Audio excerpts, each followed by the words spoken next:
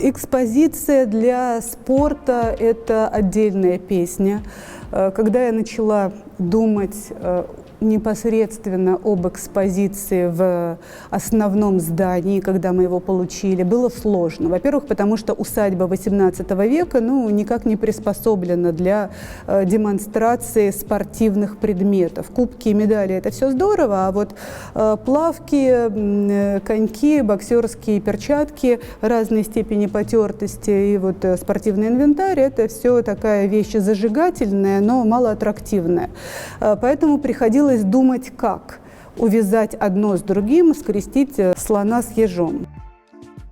Здесь я немножко потроллю наше профессиональное сообщество. Я пыталась работать с нашими уважаемыми мэтрами, музейными проектировщиками. Это было очень так солидно. Они приходили, смотрели на нас, на физкультурников и предлагали: здесь мы поставим статую дискобола, а здесь мы повесим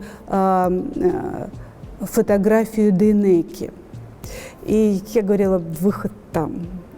И в итоге, разочаровавшись вот в этом во всем мракобесии, я стала искать театрального художника, который бы понял, что мы не настолько простые и одноклеточные. И этим художником стал один из ведущих художников Большого театра Александр Кургузенков.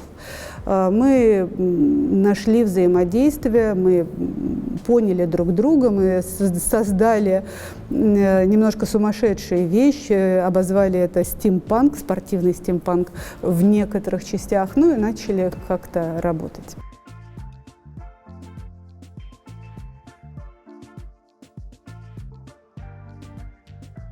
Мы создаем атмосферу и стараемся, чтобы оборудование также имело форму арт-объектов, и создаем настроенческие комплексы и пространство, в которое включено как музейное оборудование нестандартного вида. У нас практически все изготовлено непосредственно для нас, по нашим задумкам.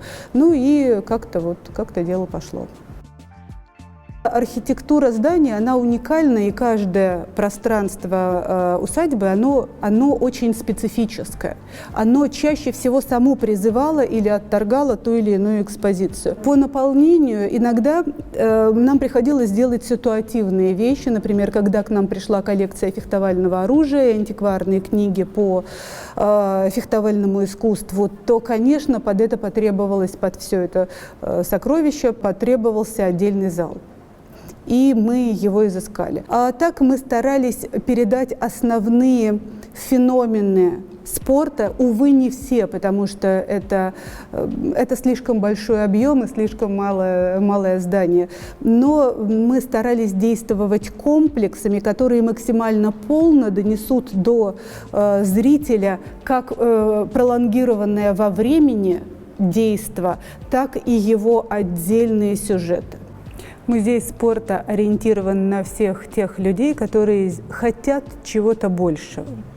Основная функция спортивных музеев – это мотивация. Вот если в тебе есть что-то, что ты хочешь изменить, физическое, психологическое, любое другое, приходи в музей спорта, и здесь расскажут историю великих людей, которые преодолевали невозможное и создавали нереальное. И ты вдохновишься, поднимешь себя с дивана и с новыми силами вперед навстречу к мечте.